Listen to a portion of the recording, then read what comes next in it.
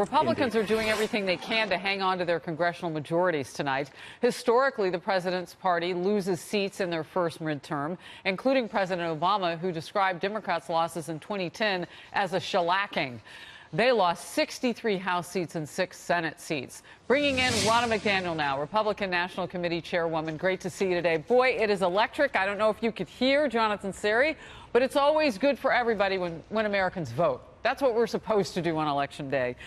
Talk to me about maybe a couple of races and places that you're focused on. We'll start with the Senate.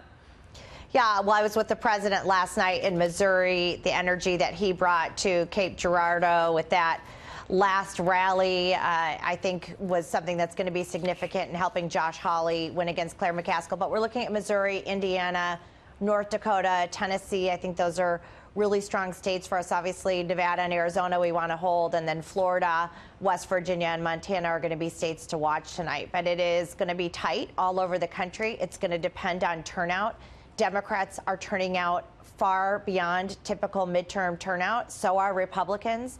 So for us to keep these majorities and expand them, which would be defying the trend, not just in the House, but in the Senate. In the Senate, you usually lose 2 to 3 seats. Yeah. It's going to depend on everybody getting out to vote. Call your friends, your family. Everybody needs to get out and vote today. All right, let's lean in a little bit on one of the places that I wrote down that you mentioned, and that's North Dakota. Heidi Heitkamp, interesting, because she's been on Air Force One, invited by President Trump. What's happening there that the Republican in that race has made it so neck and neck? What's going right?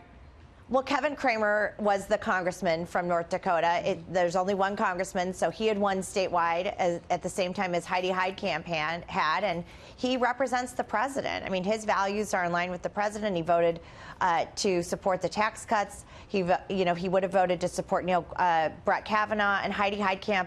She says one thing when she goes to North Dakota and governs with Chuck Schumer and the Democrat Party 88% of the time. And I think North Dakotans are saying enough is enough. We need somebody who's going to represent us better in Washington. And I think she will be retired tonight. And Kevin Cramer will be the new senator from North Dakota. You know, Ronna, one of the reasons why I love interviewing you is because you break it down and you're very transparent on these issues. And you always remind everybody nothing's perfect. So what is maybe an area or two that you're particularly concerned about tonight or watching very closely? Well, obviously, we're going to be watching the House, and I saw your previous interview. Andy Barr will be an important race. We'll watch Virginia, New Jersey, Pennsylvania. With the redistricting there from the Supreme Court, we're going to have a tough time holding on to some of our seats there, absolutely. And the 44 retirements in the House have put a lot of seats at risk, too. So the House is going to be tough. On the Senate side, if we win North Dakota and Tennessee, you're going to be moving further west.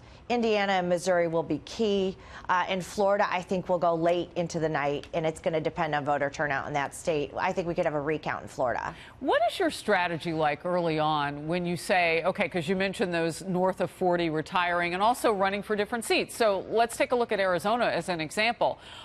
Representative Martha McSally wants now to be a senator. Is that a calculation that you make at the RNC level with these candidates and say, well, who would be best to see that happen? What areas should we leave people in their congressional battles and not elevate them to the Senate level?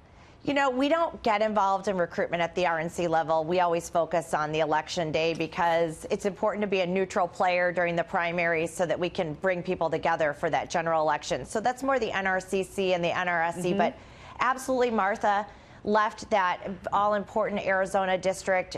Leah Marquez Peterson's a great candidate in that district, but it is a 50-50 seat, and that's going to be one of the battleground seats to keep the majority in the House. And I know Martha took that into consideration when she left, but she wanted to run for Senate, and she would be such a great senator from Arizona. I can't imagine Arizona choosing somebody who said, go join the Taliban, and Arizona's the meth lab of democracy, and Kyrsten Sinema over a veteran, a combat pilot like Martha McSally. But that is a tight race, and it's going to come down again to voter turnout. Yeah, as you know, I did a town hall just a few weeks ago in that state, and something that was kind of a surprise on the horizon with Kyrsten Sinema on the Democrat side was just yesterday. She was saying, oh, yeah, I do support the president taking troops to the border. I guess that's something that you see as you get closer.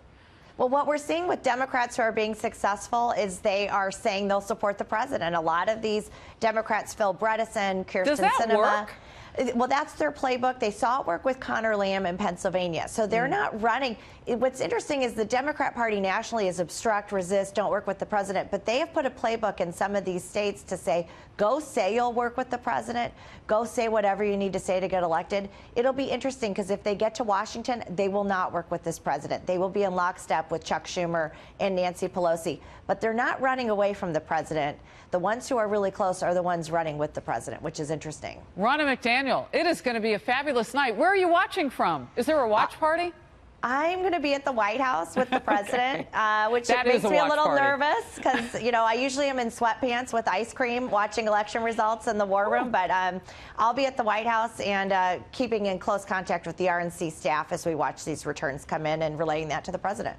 All right. Sounds great. Good to see you. Thank you. We'll talk to you on the flip side. Thanks, Harris.